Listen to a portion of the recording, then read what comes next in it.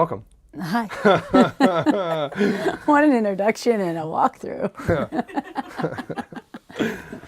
Welcome to Punchline. So we do a lot of different stuff here, Okay. but I asked you here today to find out about your journey Yeah. because I love the idea of entrepreneurship and drive and your mindset, and I just wanted to take a deep dive, if no one already has, Okay. to find out the why. Okay. So what I know of Fit Flavors is that I started seeing a little blip on the map about these prep meals. Yeah. And then I heard that there was a hospital that allowed you to do meals with them. Yeah. Mercy. Yeah. And then the next thing you know, it's like a staple in our community. Oh, that's awesome. Thanks. So how did you get into health and wellness in general? Where did that start? I think it started when I was just young, being an athlete. Loved the whole like fitness thing, active. And then as soon as I went to college, I chose not to play ball in college and just started working out that summer before the gym. What sport? Softball. Okay. Softball. And I think the first set of walking lunges, I was like, I'm going to be a personal trainer. Like, just like that. Like, I knew it. And so I didn't even wait till college. I like got certified over the summer. And by the time I started my freshman year, I was already like training people. And then I was like, I need more certifications. I need to get certified in nutrition, blah, blah, blah, blah. And before I knew it, I was working at another gym. And then I was like, I don't need school. This is dumb. Like, I can train with my certification. So I dropped out of college and actually took a job in Miami, Florida. And that's when I moved away at 19. Where were you originally from before you went to? So I grew up in Ohio, but we moved my senior year in high school to Murfreesboro, Tennessee, which I refer to as Country Bunkinville.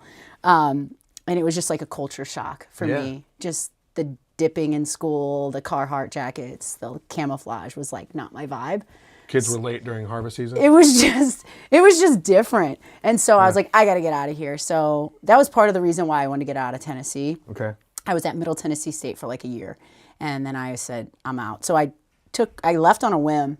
The guy I was working for in Tennessee owned a gym in Miami that he still had. And he needed someone to go run it. And I was like, I will go. And he let me go down there and train down there. And it's really where I like matured and grew up really quickly. I was training lawyers and bankers. Everybody who worked downtown Miami came to this Intercontinental Hotel gym. Okay. That's where I was. And that's how I really got into like the fitness scene and started really consulting people more so on their nutrition than their fitness. Like, I'd be with them 2 or 3 days a week, but like the gains you make are what you do when you are not in the gym. And then I realized that's where my passion for food and changing physiques really started, was at that young age. And then I was going through it myself, as like trying to figure out what food you eat. Combinations of things. Yeah. So learning just macros in general. And over time, I started realizing like I got to learn how to like work with food, because it sucks if you don't know how to cook. And so that's kind of how my journey started. Yeah, like there's got to be a better alternative than like tuna and crackers for Oh cleansing. yeah, or or like just chicken and rice.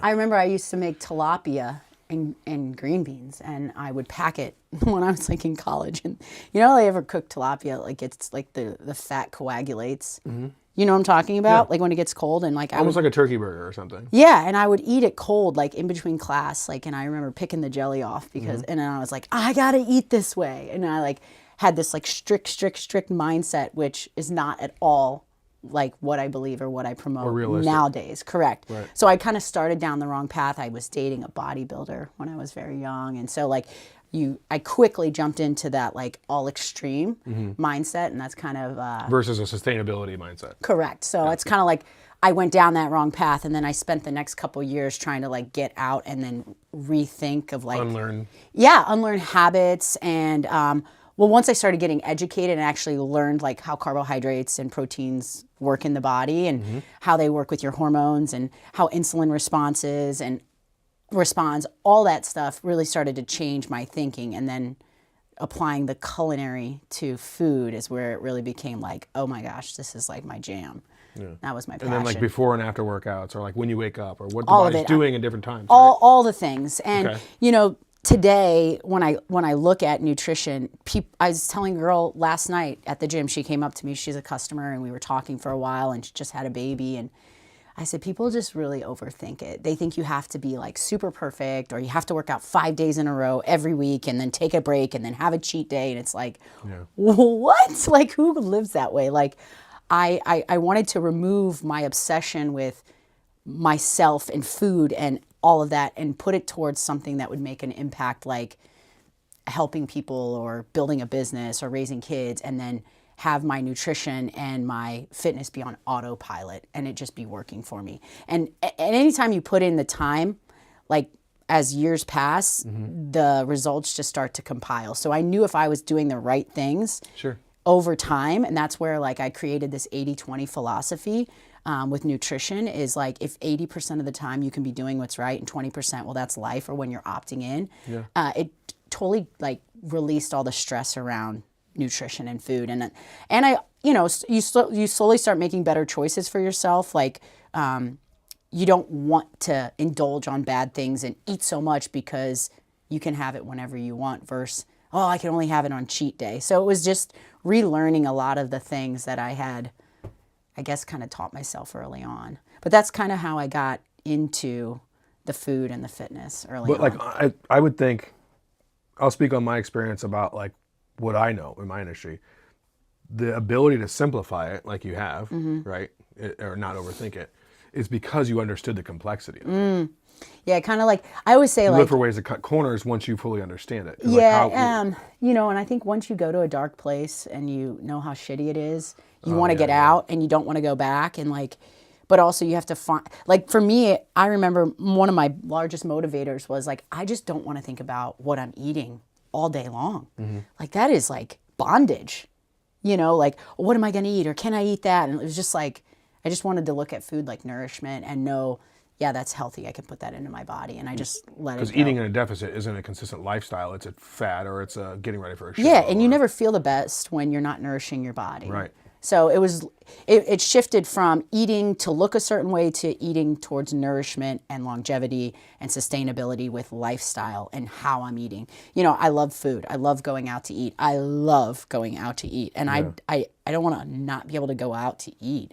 I could go out to eat 4 days in a row and it wouldn't alter my goals. Sure. Like, because I know how to order, and I don't overeat, stuff like that. So just small things that have compiled over the years. Well, also, is it true that like if you have a certain consistency over a certain amount of time too, I think that makes a difference, right? Like if I'm active 5 days a week for 6 months and then I have 2 weeks off, then it's probably going to change my body a lot more than it might yours if you've been consistent over time, or no? I don't know. I mean, I think about the times where I've been injured or like having a baby, and like obviously you go like this, but like looking at the year, like were you pretty consistent all year? Like we all have setbacks. Sure. It's not going to totally derail you, but like, yeah, your body will start to change here and there, and like we retain water, we do or don't have inflammation in our body, and when we're inflamed and carrying water, we look a certain way and we feel bad. Versus when we're moving and we're rested and we're not inflamed, we're just going to feel better about ourselves in our clothes. Like when you put your clothes on and you just feel puffy, and it's probably because you didn't drink enough water, you ate too much salty food, like those kind of things, and like those are so what do I want to say? Not permanent. Unless you are like that all the time. Yeah, if you like just minuscule in the broad scheme. Yeah, if you just go away and have a crazy weekend and you come back puffy, you can normally clean it up in a day or two and just get back to your routine. It doesn't derail you forever. I've always been like the Oprah Winfrey of my friends. What does that mean? Like my weight fluctuated so much. Like Oh, really? 10, 15 pounds Oh, inside of 3 months. inside of 3 months. Especially in my 20s. Like my heaviest, I was 296 on the scale. I was probably over 300 at some point. Wow. It was nuts. Wow. Very recent lifestyle change has got me into a situation where I have the understanding now that my daily routine helps me do kind of whatever I want, right? Because I'm Disciplined. disciplined. Discipline is Consistency such over time. discipline is so underrated. It's probably my favorite character trait about myself, and just that I think a lot of times if people lack discipline, they're going to lack so many other things. When I look at when I look at someone who's very successful in many aspects of their life, it's typically because they're just disciplined. And it starts with like self-discipline, meaning like just getting up and taking care of yourself sets you up. And you know, I'm not saying you have to be perfect every single day, but like people who are self-disciplined with themselves are more disciplined in all aspects of their life. Sure. You know, sometimes people, it's absolutely true. Some people thrive in their career, but their health is shit. Their marriage is shit. And it's because they're not disciplined in, you know, how they treat their wife or how they treat their body and their health. So I think self-discipline is so key for prosperity. I mean, just having systems in your life that surround you. And it's a total alignment, right? Yeah. And it's not just diet. It's no, not and just I would even go as far as saying 80-20 with discipline of all the things. Because like when I look at all the things I want to be an A+ in, I can't do them all perfect all the time, but there's a ton of them. And it's like, well, if I can be 80% all the time in all of them and go back and forth, I'm pretty happy. But like if I focus in so much on this one or this one, then these ones start to slide. And then I create this gap and I'm not happy because I like, on my list is my family, my marriage, my career, my health, my spirituality. All those things are so important. So if I can give 80% to all of them and manage them, that's what I've learned has worked for me. No, I'm absolutely, like I said, very recent, but I would say like 8 months. I've always had a similar mindset. But so my reset, just briefly, because I would love to hear yours, because I'm really into finding out others now. I'm big on yes modalities. Like if you tell me like, sound bath works for you, cool, let's go do a sound bath together. Like, you know, like things I used to think were hokey because I understand the placebo effect of the mind. So how I start my day is I have a worry journal and I wake up and if I did something that I wasn't happy about yesterday, like got mad because somebody cut me off in traffic, or if I have something that's kind of stressing me out, I write it down. What can I do about it today, this week, this month? Close that up because out of here, onto here. My next move at all times that day is pray in gratitude. Because now I've shifted my mindset. So now I've connected with God and I've grown closer in my spirit to, you know, to God and said, you know, thank you for little things to big things. You know, like, thanks for letting me open my eyes this morning. Right? You do this every day? Yeah. How long have you been doing this? Consistently about 6 months. Wow. Have you noticed such an impact? What's the biggest thing you've noticed? My energy, if that is a thing, which I think it is now. The way that the universe interacts with me and the way that I interact with other people. My level of patience. I would say the most rewarding result of all of this isn't with myself because part of it is putting yourself first. Like I put myself first now, even above my own children. But what's happened inevitably is that my youngest son who lives with me full time, the behavioral things that I couldn't figure out how to change. With him or you? With him. Yeah. Have changed through me because I've healed my inner child. Yeah, you're almost like a little more grounded. Yeah, it's like two of us were both 9 at the same time. And so like, you know, like, but the problem was that two of us were very much 9 years old at the same time because I wasn't healed and I was like stressed out or I'm worried about like, what is he going to do next?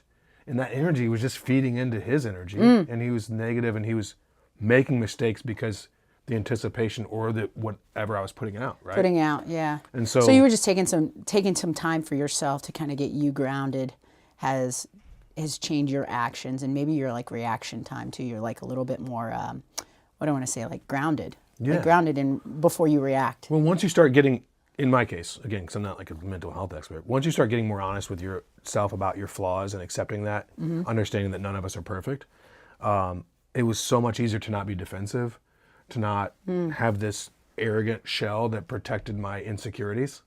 So it wasn't like a real person. It was like all these things, even when I was happy, or people always thought of me as kind of, you know, an entertainer or whatever, which because I do these things, but it wasn't my true self. It was a facade to protect the fears, my abandonment issues, my inability to allow myself to be loved until I could start doing these things for myself. That's pretty deep. Yeah. And it happens. Who got you doing that stuff? A breakup. Oh. And then I just was like, I got to my enough's enough moment. You know, I would say I resonate with like what you're saying. Mine's a little similar. I feel like some of my biggest work on self has happened in my quiet time in the morning. And I've been doing it probably for 15 years. But like I said, ebbs and flows. Like sometimes, like I feel like I'm going through something right now where I'm just getting back to being more consistent. I'll go in and out of sitting down in the morning, either I'm typically in the Word, like in the Bible, whether I'm studying scripture or I'm journaling. I've gone through periods where all I would do is write. Like I put out a blog a couple years ago and it would write my thoughts, and it was actually me processing a lot of like what you're saying and turning it into something somebody else could absorb and hopefully get something from. But the work that I've done in my quiet time, whether it's prayer, journaling, reading, is where I've grown the most. Yeah. And so I commend you for that time that you spend on yourself, that self-discipline to show up for you, shows up in so many other areas of your life. It's like a natural thing, right? It's like a switch. Like I almost forgot who my old self was. But people don't make the time to do it. That's the thing. And then they sit down or they're like, what am I supposed to do? Well, just start with either committing to read something, or if you're a writer, write something. You could listen to something. I'm not much of a listener. I'm more of a reader and a writer. I've just become more of a reader because like when I first started describing my morning routine, I would often tell a little white lie about it and be like, oh, and then I read the Bible. In actuality, I have the Bible in a year on Spotify, and that was what I was doing on the way back from the gym. Hey. And so, but like, I listen too, Yeah, but sure. like, I but feel there is like, something different about reading. It's a comprehension thing. well, because I don't comprehend very quickly. So Yeah. like I could spend, like if you think about the Bible, like you know how there'll be a chapter in all the verses, but in the chapter there might be 3 stories. Right. I might read 1 or 2 of those stories and now I'm like, well, what was going on back in this time? So then I'll research the context of the culture, maybe like the Roman Empire, and then I start to correlate what was going on. So you're using your ADD to your advantage. Yeah, maybe.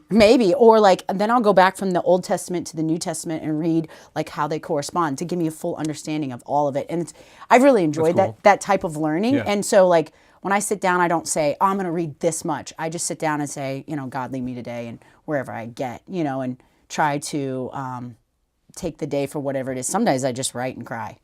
Sure. It's crazy, but it's a release in a sense, and I almost feel relieved like I got it out. Like you said, you like leave it there, your worries. Well, my worry journal stays by my bed, but I have like in my bag, I have my other journal. And so that is for like daily goals, self-affirmation. Yeah.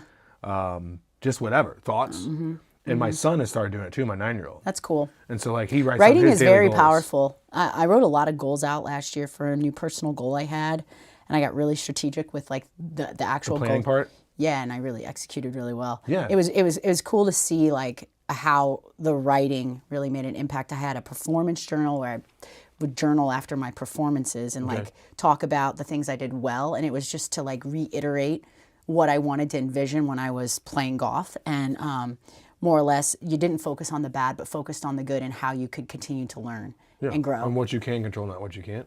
Yeah. Like that. I can't control my score, but I can control my routine, my attitude, my body language. And so I focused a lot last year on like my routine, like just my tempo. My tempo and my routine were like my huge things that really Tempo in what aspect? because I'm quick.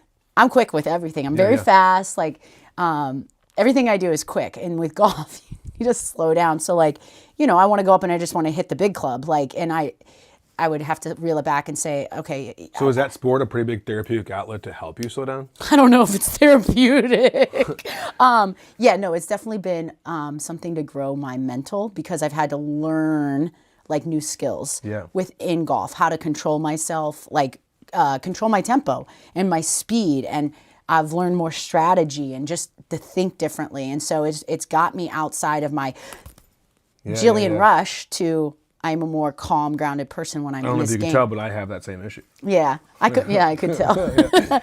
But it's I like the challenge, because I don't want to say I suck at it, but I kind of suck at it. Sure. And so it's fun to suck at something and know that you're going to get better if you put in the work, and I like seeing that. Yeah. So it was fun to like set goals, training goals, mental goals, competition goals, whatever they were, and then just like go through the process of doing it all. Do you think having an unobtainable goal is a good thing alongside the other attainable ones? I mean, I guess you could call this, that big, hairy, audacious goal kind of thing. Yeah. So like what I mean by this is there was a new kind of mindset that I've adapted, and I've not really talked about it much, but it's the concept of, so I pray to God, and I'm a believer in God and Jesus, and that's who I pray to. That's who I would say that I owe most of what my life is to. But I also have this belief system in the way the universe interacts. And so I don't look at it as blasphemous because I'm not praying to the universe, I'm not worshiping the universe, but I just understand that there is energy between people and things. And so one of my biggest faults that was, and I don't say it in a self-deprecating way, but something that was holding me back, I should say, was looking for the end of something, needing to meet a goal at all times, or having like the need for a magic bullet. Like you're talking about daily routine. I have a daily routine now because I don't necessarily I have some goals that I shouldn't say unobtainable, that I'll never reach. So I look at my life now as, and this may change in 3 years, may change next month, but I have to do the work every day. So that's me and my canoe. And within my canoe, my everyday work is I can go over to the left bank, I can go to the right bank, I can stay in the center. And sometimes I need to set up camp on the shore and rest, recharge my battery. But what I no longer try and do is go against the current of the universe. And what I no longer am worried about is where the river ends. Because the end of the river for me is a waterfall that takes me to heaven. And so I don't care what's around the river bend. I used to try and control everything in my life. And in doing so, I lost control of everything in my life. And I never had enough time in my day. Little things pissed me off. I didn't have patience for anybody, including myself. And again, that's where some of my like outward shell came from. You know, I would say or do things that... I think a lot of people are stuck there. Yeah. Well, yeah, the farther I get on my journey, the more I can identify it. And people that are on this journey have started gravitating towards me. Interesting. You know, it's kind of nuts. Because I think of it like a regular relationship. I don't know that you've ever been in one, and I won't presume to know if anybody listening or watching has, but I've been in relationships where I've trauma bonded. And so we're attracted because of this like-minded trauma. So in the same sense, my circle now, just in this short amount of time, and what the universe has brought to me and what God has blessed me with in this short amount of time, is like-minded individuals. So I think that attraction, whether it's romantic or not, is similar in that sense. I used to be surrounded by a bunch of us sitting around trying to, when I was in my 20s, like, how are we going to make money? What are we going to do? Everybody's talking about the same thing. What I've noticed is since I've let this other stuff happen and had these routines, the people that are in my circle now are on my journey together. We're moving parallel. There's a detachment because I understand I'm in charge of my own happiness and you understand you're in charge of your own happiness. But now we can build a stronger bond and move parallel together because there's no emotional dependency. I'm not pushing off. I don't need your affirmation. I don't need your anything. I just want to see you be successful and you want to see me be successful. And it's a different operation. And I think that those vibes attract, you know, like it's a subconscious. I think what you're talking about is pretty deep. And I think if people are open to actually hear what you're saying, they resonate. And people who maybe might be more closed mind or are not ready for that, to be that open and that vulnerable, they can't communicate with you because they're not ready to speak like that, or maybe open to say I need to do this work, or I need to write a worry journal, or I need to express gratitude. I feel like so many people don't get to the point where they're even willing to do that work for themselves, so they can't resonate with you, and that's the difference that you're feeling. Is I know what you're talking about. Like I have those people where like the second I meet them, I just can go deep. I can just, it's right there. Like we've been friends for a long time because you could say anything. There's no judgment and they get it and you can be your true authentic self. Is that resonating versus someone who like you're saying, maybe they're not getting what I'm saying. They're not in the same wavelength. They're not even ready to work on themselves in that kind of way. And my holdback was a fear. I was afraid to... It typically is fear or ego. To be myself. It's one or the other. Either I'm too proud, I don't need to work on myself, or I'm God's gift to the world kind of thing. Mine were hand in hand. But my ego was to protect my fear. Yeah, sure. Whatever. Ego is just, in my mind, my ego was a great big monster that protected my hurt inner child that didn't know how to deal with the world. And so it was all words. So much of what I did was words. So like a good friend and mentor of mine, Sean Blakemore, likes to say is, hope has no action. And so every day I used to pray for motivation and patience without the understanding of work, yeah. I can think about some things that like I prayed for a long time. I started to lose hope in my faith, my faith started to waver, and I just wasn't taking enough action. You know, You're waiting for him to do it all? Yeah, like, and faith is one thing, hope is another thing, but like when you're just hoping and praying and you're not doing anything, or you're not changing your life, or you're not looking how your life is not aligning to what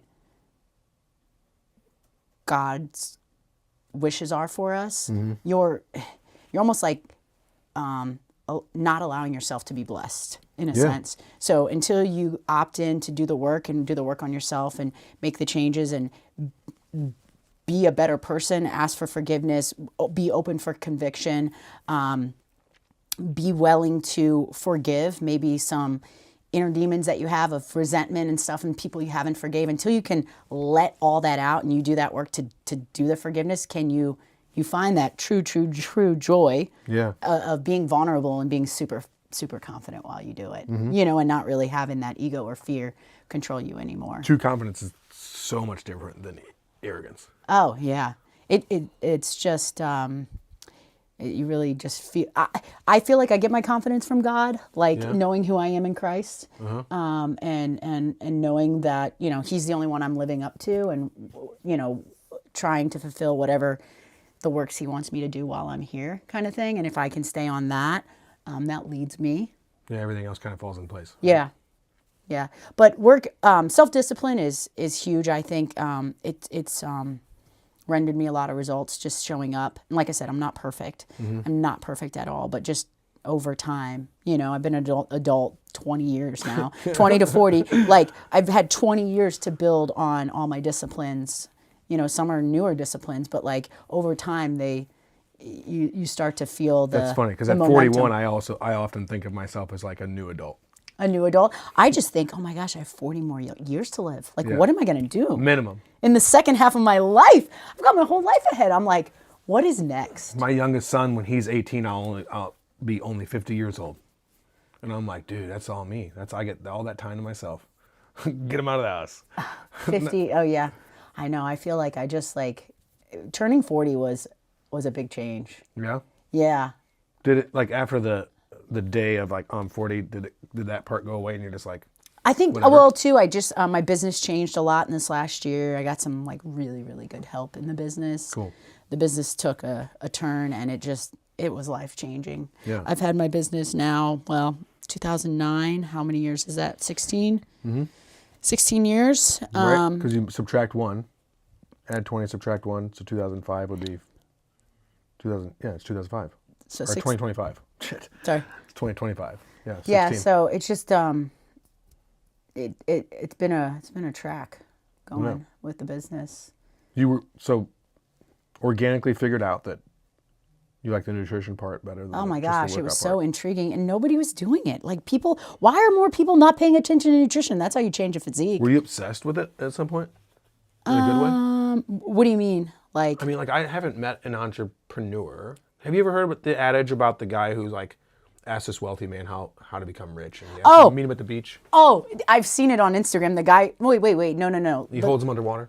No. That's not what I'm talking Okay, about. it's not a true story or anything, I don't believe. But he's like, meet me at the beach at 4 a.m. So this dude who like wants to be successful meets this guy at the beach, and he asks him to come out into the water, and he holds his head underwater until like near death. And he's like, when you want to breathe as much as you want to be successful, you will be. Right? And so like a lot of the entrepreneurs I've met, and like I said, that the reason that I was excited about having you on the show in the first place is just because it's admirable when anybody can take something and build into what you've done. I mean, shoot, a guy with a successful hot dog stand at 15 years impresses me. So, you know, like anybody that has the tenacity. But most of the individuals I met in that fit into that box were either obsessed, or part of what you said is just like you just knew, right? Like a switch flipped. I never knew I was going to be an entrepreneur. I never wanted to be a business. Like that was never my thought. I guess when you're saying obsessed with nutrition, like I wanted to know, obsessed about the passion of like learning it, or obsessed about it with myself. About why did you turn it into a business?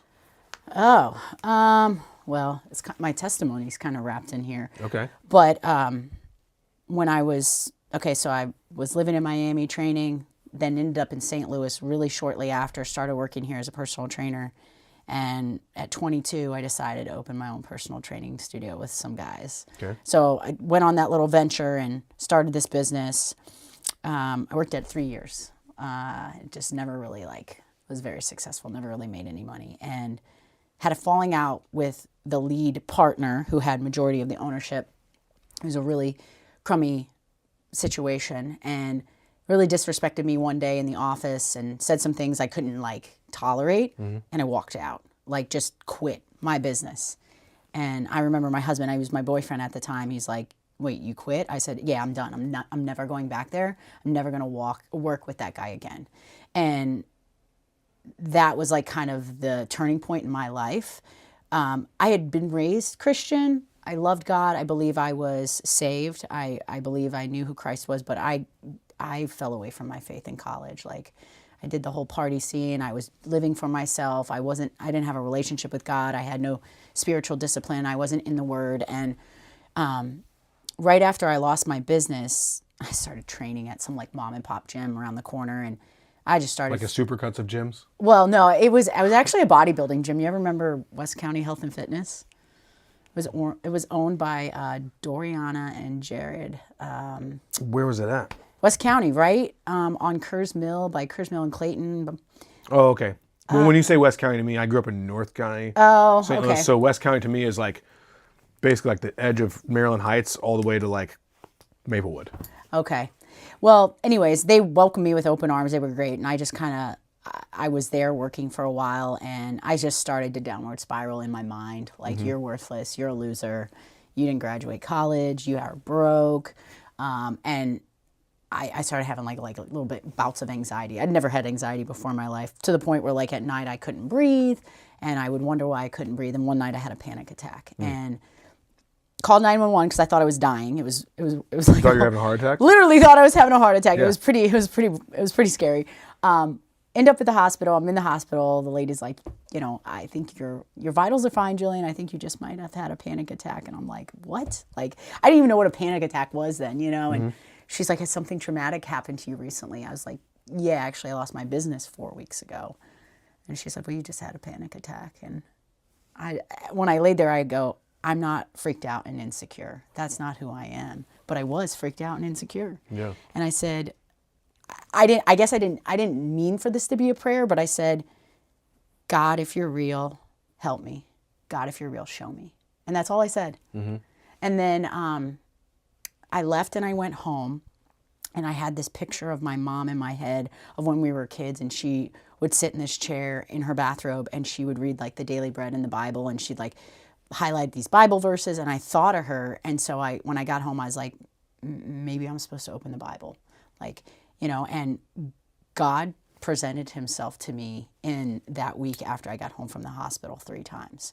So it was really, I wrote about this in my book. The whole full story is in there, but he answered a prayer. He showed me he knew exactly what I was reading in the Word and presented it to me in another way. And then the third thing that happened to me was I was at the gym working one morning, and I had a random person I didn't know who came up to me, who actually put her hand on me and was like, I know you don't know me, but you've been on my heart lately, and God wanted me to tell you that everything is going to be okay. And then she walked away, and that was it. I never saw her again. And it was during this whole time of who am I? What am I doing with my life? Yeah. And at that moment, all my fear and anxiety was well, if God says I'm okay and he knows me. And I had the 2 encounters with him the previous days. One, he answered a prayer, straight up answered it. Yeah. And then something else happened, and I was like, is that ironic? And then that happened. I felt solidified. And ever since that day, I've been committed to finding who he is and recommitting my life to him. And so he's just really taught me a lot along the way and helped me process forgiveness and sin and a lot of things. And as I've kind of shifted my entire life, and now I'm older, more mature, I feel a lot of discernment in my life now. And it's just, how can I take what he's given me to help others, you know? And so, I don't know, it's just, it's been an interesting story, but that's really changed my trajectory. And so during that time, right when I got kind of back up on my feet, I was so depressed after I lost my space. I was like, you know what? I'm going to start cooking for my clients. I have all this extra free time. Like, they need help. So I literally started with 4 people and like, just, can I cook your meals for you next week? I'll take care of it. Next thing I know, the following week, maybe it was 6 people. And then I started writing these menus, and it was filling. So you're at cost for friends at this point. Yeah. And then it was like, well, then I was making $200, $300 a week. Okay. And then I was like getting a couple more referrals. Next thing I know, I was cooking for 15 people, and I was cooking for 25 people. And then I was like, you know what? I'm going to go to culinary school. Why not? You know, like, this is my opportunity. I have no kids. I'm not married. Like, I have the time. Like, I'm going to do it. So I trained. You're what age at this time? 25. Okay. So I was training during the day, and I went to school at night, and I worked my little personal chef business on the weekend. And by the next year, like so I started in August, and by January when I started culinary school, I was cooking like 200 meals a weekend for some people. And then I graduated culinary school and just kept pursuing this like personal chef biz for a couple years until I had 150 clients in St. Louis. And my husband's like, what are you doing? You got to get this out of the house. Like, I was going to say, you're still in the house. This is becoming like a little operation, Jillian. And yeah, at one point I had 9 refrigerators in my house. That's pretty cool. And we had turned, which is now our dual office, which would be like your front great room. It was a room with 7 refrigerators. I had one in my garage and one in my kitchen. And then this big piece of plywood on 2 horses that I'd package all the food on. And then I'd put them in all the refrigerators. And then up on one wall, I had all this like commercial like storage that I'd put all the containers and dry storage and rice and oatmeal and all the stuff in my room. And then like just every week I was all the logistics of all the groceries and the clients and their deliveries and all that. And it was just like every week it was a race. Could I do more? Could I do more? Could I do more? Were you always like logistically sound? Because that sounds like a lot of moving parts. Here's the like thing. organization. I didn't graduate college. I didn't own a computer. I wasn't good at math. I was a fucking mess, but I never missed my stuff. I don't drop balls if it matters to me. So like, if you're my client, I'm going to get you your food. It's going to be perfect, and you're going to pay me. How you pay me, I don't know. Okay. You might owe me money. You might be paying me a check. You might be giving me cash. At one point, my husband's like, why don't we set up credit cards? And I was like, oh, that's a good idea. So he kind of helped me do that. And then I was sticking labels, like hand sticking names on all these things. And like, I wasn't even using a delivery app. Had all my clients' things, and in my mind, I knew every route in St. Louis, and I'd say, you're in Ladue, I'm going to put you between John and Mary, and I had your like delivery time down to like a 2-hour window. Like I had it all in my head. And so when we opened the first brick and mortar, we stopped doing delivery and just opened a brick and mortar. But was Creve Coeur the first one? No, Chesterfield was. Chesterfield, okay. Chesterfield, and that's where our commissary is, like our kitchen, headquarters, yeah, all of it. Okay. And so this wasn't an obsession. This sounds like, from the way things transpired, this is just your purpose. It really was. And so how else would you organize all that crap in your mind? I don't know, but I always say the purpose that God has given me is to serve others through this platform. Like Fit Flavors is just a platform. Sure. Like, and as it has grown bigger, and I have an opportunity to speak to you and whoever's listening, is like, I get to share my testimony. I get to talk about Him. I get to help others with business. Yeah, you're a conduit. Whatever, exactly. You're not taking credit. So I look at Fit Flavors as a platform. I used to look at it as like my business, and now I'm like, I believe I'm so much more than Fit Flavors. And that's why I'm like, what am I going to do in the next 40 years? Like lately I've been having this like, what is this for me? Because this is not all I'm doing. Yeah. This was just something I made that is going to teach me something that's going to help me do the next thing. And I don't know what that is yet. But, and right now I'm going through this season where like I'm trying to be present as a mom. I have a 9-year-old and an 11-year-old, and I'm really involved in one of their sports teams, and like I'm involved in their school. And so it's like, I understand that. I didn't get that opportunity when they were really young. Yeah. Like I was working all the time. In the last year to 2 years, I've gotten to step back into being like mom a little bit more. And it is really fulfilling. Like, I feel very blessed that I get to be present with them. Have you always been able to kind of let go of certain aspects of your business, or No. is that something you're stepping into? No. Trusting other people is something you're just beginning to do? No, as far as running it, I would what? trust other people, but like I always had my finger on everything. Sure, yeah, okay. Everything. Like I used to manage all of our inventory. I mean, what we're cooking for every store every day, and what is spoiling and what's selling. Like I manage all that manually in like a Like on spreadsheet charts? that I shift made over the years, and then finally Okay. we brought on an engineer and he rewrote the whole thing, and I gave it to him last summer, and so it's been the one thing I've let go of. I used to do it every day of my life for 10 years, every day. So it's like a CRM now or something? Well, does it no, just not keep kinda- customer management. No, we built our own inventory management software. You're gonna laugh. It's in Google Sheets.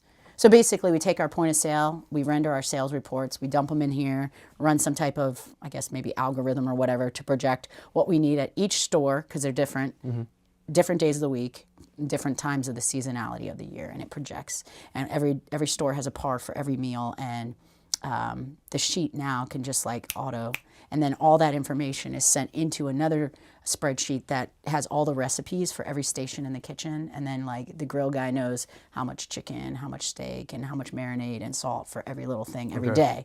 So it's all built in the software, and so it's just like it's a little more. So it can change algorithms as the seasons change. Well, or we as have the weather to change, right? we have to create it and put it in, but yeah, it's all then it's just automated. He looks at it. He might look at it 5 minutes a day now. He just makes sure everything's right. It's the most challenging, like when we're changing a menu, but Yeah. it's just over time to think how we've gotten this far is like crazy because I used to manage it all by myself. Like it was just crazy. I can identify When that. I started, and I had like I think it was the hardest for me when I had 3 stores. I would spend Identify with that, not- I I would can spend identify 3 that, hours a night on it. Yeah. And it was, I mean, when I had the babies, 2 babies under the age of 1, I would start at 8 o'clock, and sometimes I'd be on it till 10:30. I couldn't go to bed till it was done. Yeah. You know, and I manually ran the reports. I didn't have anybody helping me. I didn't have any like systems people at Fit Flavors. I couldn't afford those type of people. So I just had to do all the extra work. I was still driving trucks, working stores, packaging food, managing people, all those things. I wonder how much more peace it's brought you now to had been forced to create that resilience within that, right? With having the kids, with having the need to fulfill these I got sick. orders. I got You're just burning it at both ends. And I think I just got like mental or physically sick. I had some health conditions back in 21. I had to go to a doctor over.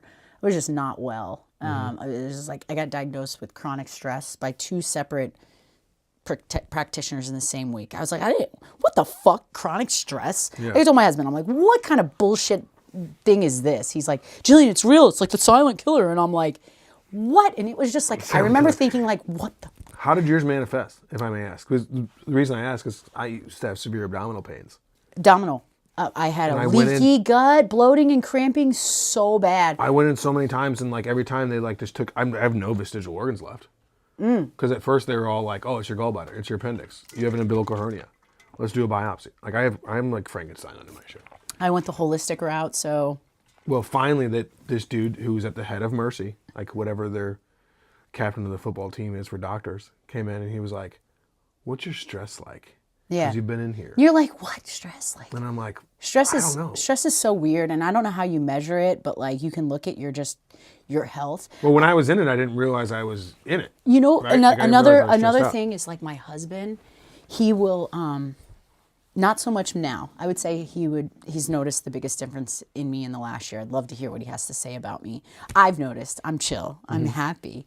Yeah. I never used to feel like this. I was always on edge, and I was short, and I was irritable, and he's like, "Man, I hate this for you, for your own insides." He used to say that, your insides. He's like, "You're just destroying yourself." Like I would be so angry because I had so many things I was trying to manage, and I'm not an organized person. I'm Yeah. fucking all over the place. And so I need someone to come in and help me organize.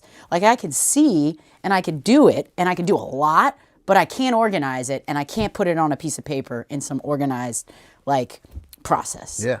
Like I can tell you all the things, but I need someone to write the process. Man, I just had this conversation yesterday with my buddy because we were talking about Cam and I were. He's like, "I'm gonna steal this from you." He's a good friend of mine, and he was like, "This dude and I were sitting down, and I was telling him how, as I'm growing this business, like I don't know how it's falling into place. It's just my purpose, Yeah. but I'm starting to realize like I need to have people. I've been putting people in place over the last 2 months, and so I can't- Delegation is so key. Yeah, but Delegation I didn't. But is so I was key. like you. Like I don't necessarily need to do everything, but I need to like check off on everything. And I keep a paper calendar. I write down everything. Yeah. I hate electronic calendars. I get so lost in them. And so like a lot of people make fun of me, but I have a physical paper calendar. Like if I'm gonna have lunch with a friend, it goes in my calendar. And so I told them that the realization that I've come to and the acceptance that I've had to come to is that I'm not that good of a soldier, but I'm a really good bullet. And if you point me at something, I'll destroy the target. But like sometimes I need that. And the way my mentor put it, Pat Queenson, is that he's like, Corey, you're a hell of a racehorse, and you would finish first every time as long as you have your blinders on and you have a good jockey on your back. He's like, but if you don't have that, you're all over the track. Yeah. You'll never get to the finish line. I don't know if I'm like that. Yeah. I'm not. I wouldn't say I'm like that. You're a little more daredevil, it sounds like, than I am. I wouldn't say I'm like that, but I'm probably stupider than you. I'm probably and I say that in the like, I'm just Different ways, right? Like Or I just whatever. don't know. You don't know what you don't know. know, Sometimes yeah. and you go and someone's like, there's a better way. I remember one time when I used to manage the inventory on paper, my sister's like, have you ever heard of the Google Drive? And I was like, what is that? I didn't go to fucking college. And I remember my sister literally was the one who said, put this shit in the Google Drive, and the person who takes the inventory at the store uploads it in the spreadsheet, and you could see it on your computer at home. I used to have them write it in a book and drive it to my house. I'm dead serious. I believe you. That's how dumb I was. Like, Yeah. so like just the like, but I got it done, you know? And like, And you're not saying that to self-deprecate. You're just saying like in the sense of ignorance. yeah, Not- and sometimes not being like a dumb person, I'm but you're extremely ignorant to certain things. resourceful. I always find a way, but it's not necessarily the best way. And as I've gotten older, I've learned. So now I just ask way smarter people, and I put a Sure. lot of smart people around me. Yeah. And I've gotten really good at, and I'm okay with like letting things go. I love when people are going to take something on, because then it's like you can give all your time. I give that like 18% of my brain energy, and now you can give it 90%. You Right. know, so it's like. I believe I'm okay with delegation, and I don't ever expect perfection.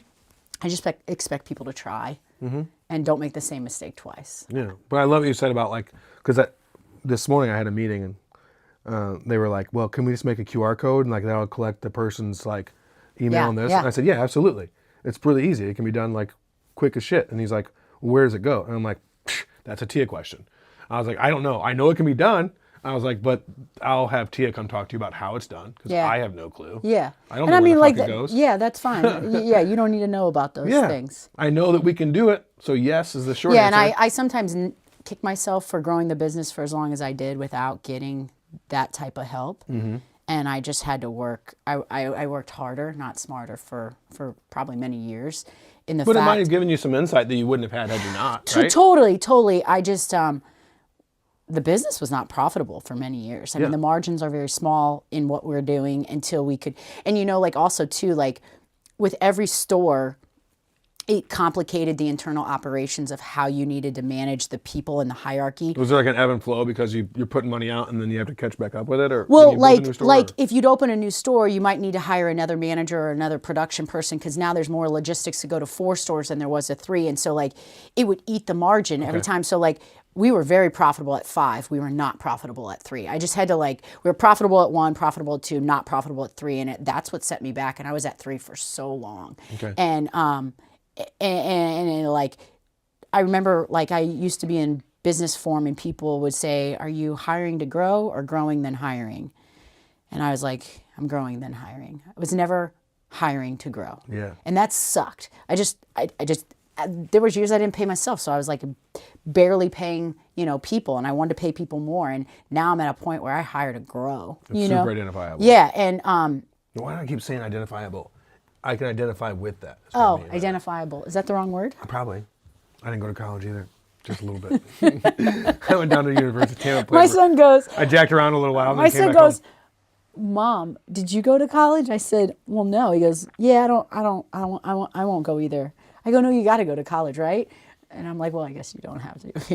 You better figure it out. Try it out. You're either going to work for yourself, or if you want to get a good job working somewhere, you got to have a college education. He's like, I'm just going to play soccer and make a lot of money. I go, okay, you better practice more. My oldest son is at college playing football. Yeah, is he loving it?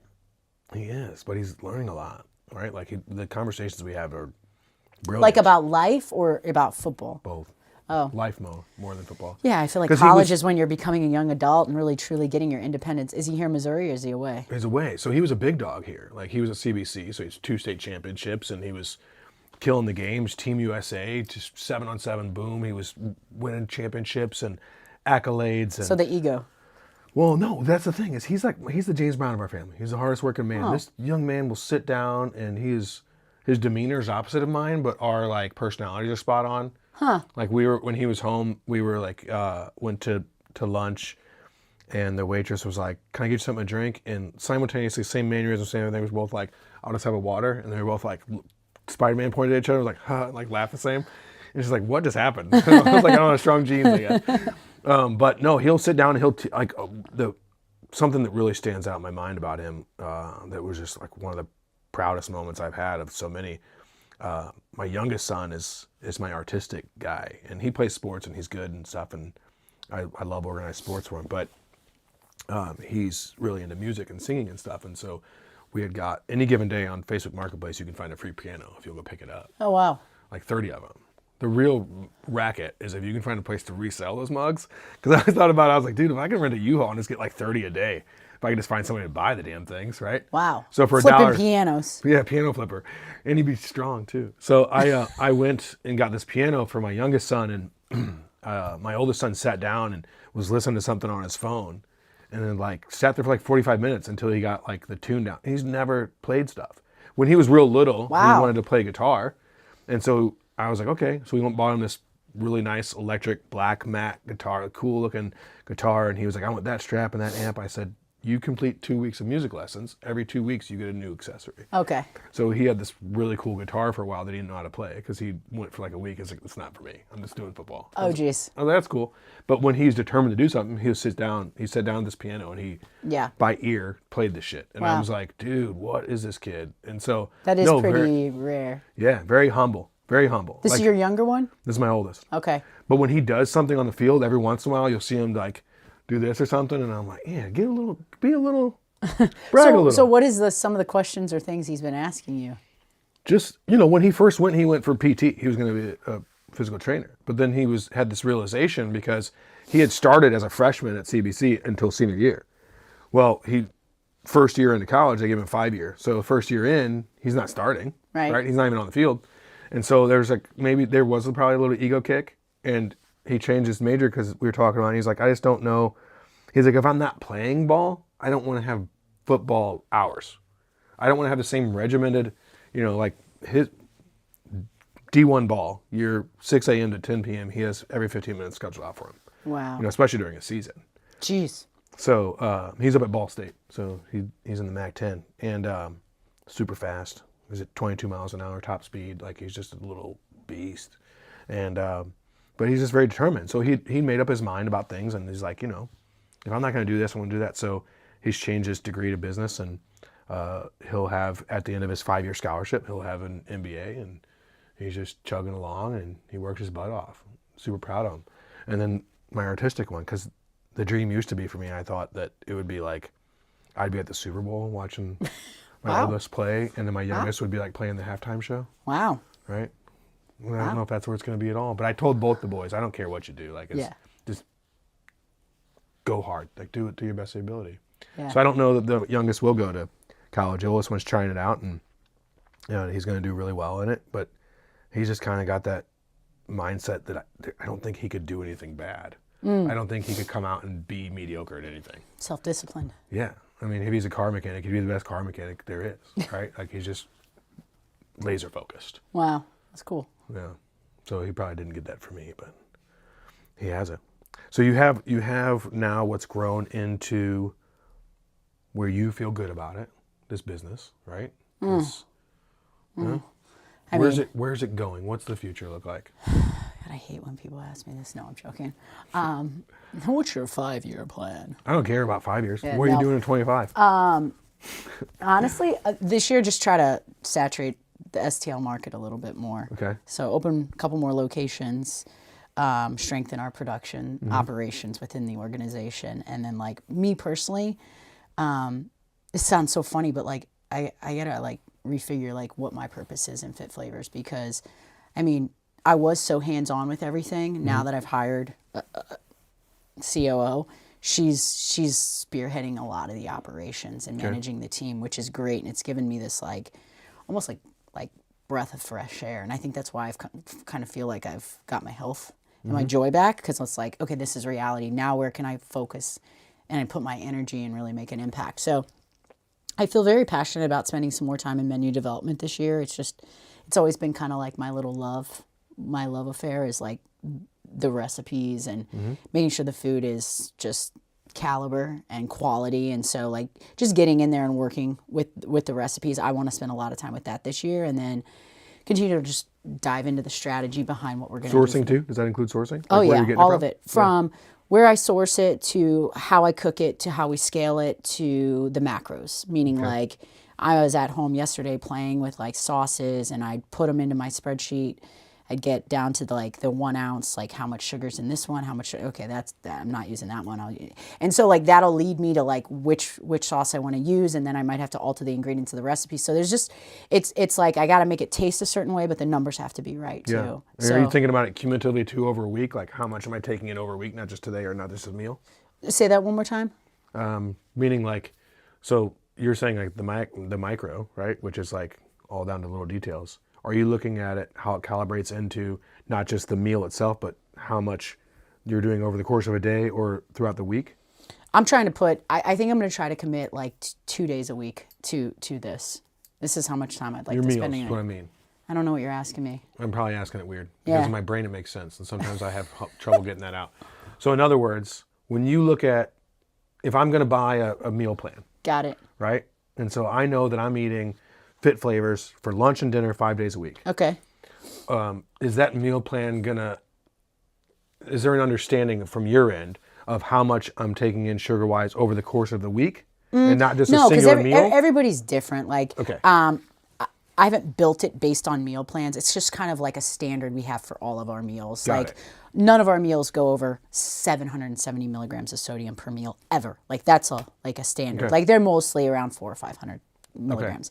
Like So I can go wherever I want menu-wise, and I'm going to be Totally. safe if I'm doing totally. this thing. Now we will stretch some meals over here. Like our muscle maker meal has like a cup and a half of rice, a lot of starch, a lot of extra protein in that one, for someone who's looking for that. And then you can come over here, and then we might have this like meal where we only use a half a cup of rice. Okay. And a 4 ounce portion of protein. And it's just a smaller meal. Like For more specific needs. like an older woman, maybe who's not more sedentary, like, so I try to create this like this variety on the menu, but like the bulk of the menu, you're going to be at that like 450 calorie range for like a balanced meal with 40 grams of protein and, 40-ish carbs. And so it's going to be balanced right there, give or take a couple macros here and there, minimal added sugar. Like the added sugar is going to be, either from honey or maple syrup that I have to balance the flavor profile with to get the flavor right. You need the sweet and savory or the sweet and sour. Like it's in there to balance flavors. And so,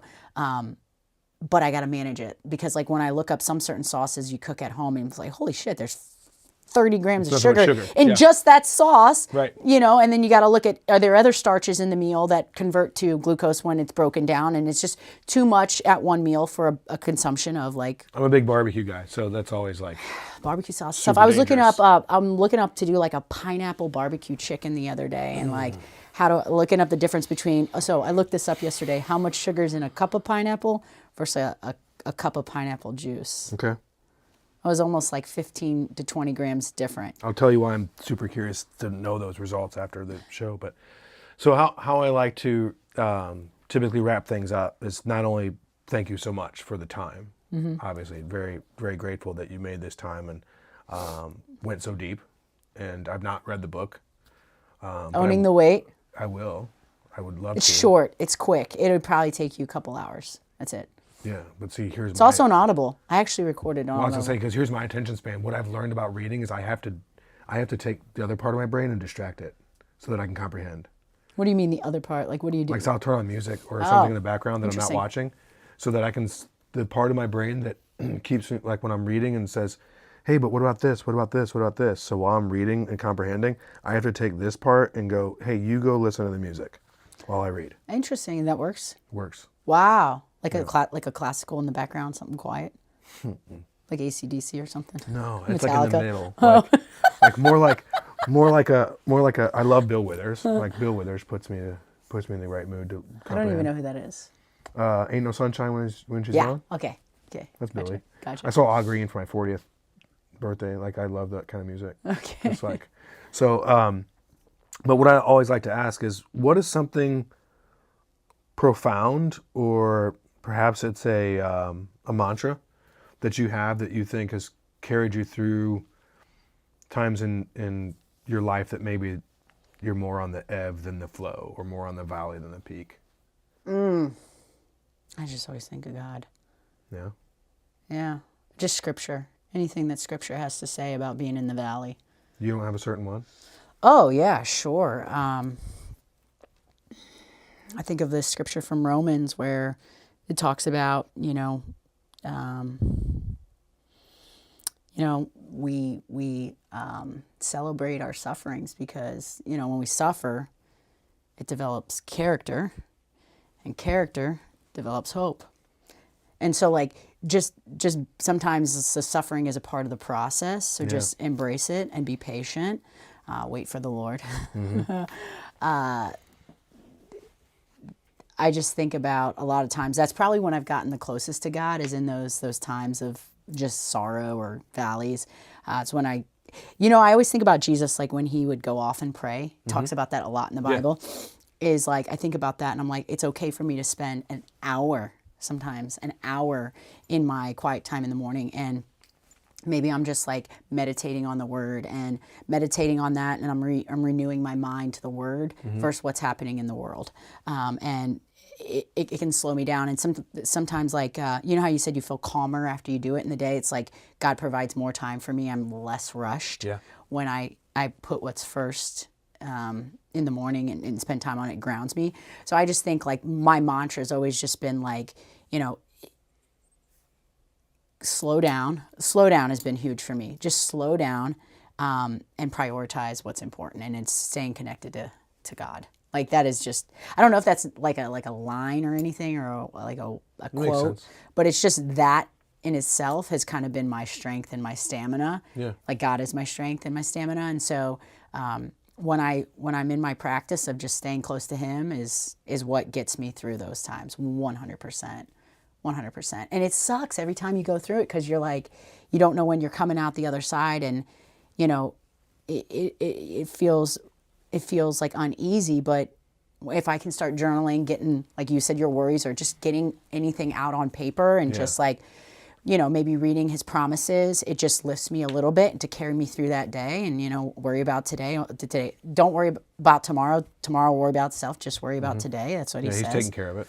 Yeah. And it's just, and focus on what you can do, not, what, like, the negative is like putting my energy towards positive versus putting my energy towards the negative. So, like, it's just get my mind right, get me grounded. Like, that's what's gotten me through a lot of the dark valleys. I've had probably a couple of them. One of them lasts 3.5 years. I don't know if you've ever had one of those times where it's just like felt like years.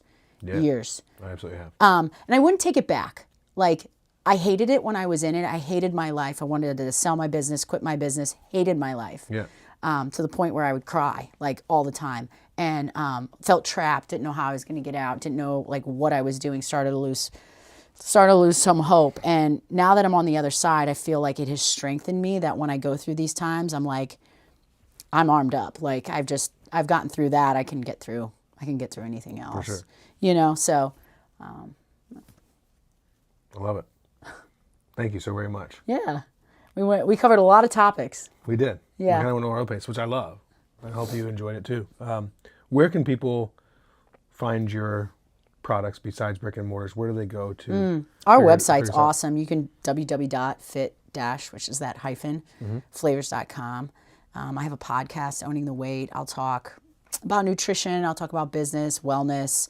I have a lot of guests on the podcast to kind of hit on those topics. I like to go deep and talk about my faith. I like to talk about, startups and business and how I manage people, and like how we manage strategy within the business, and then just wellness, overall wellness. I've had a lot of people on the podcast, kind of like Dr. Molly I've had on.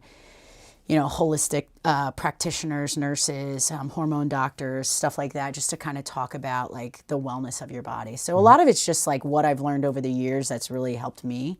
And it's just staying exposed and constantly learning of how I can take care of myself, not only on the outside, but on the inside. Absolutely. And so if people are ever looking for that information, specifically females, it's a great resource. I go back and sometimes I'll re-listen to the podcast that I've had doctors and nurses on. There's just a lot of great content on there. Cool. Yeah. All right. Well, thanks for having me on. Thank you. All right, we'll see you later.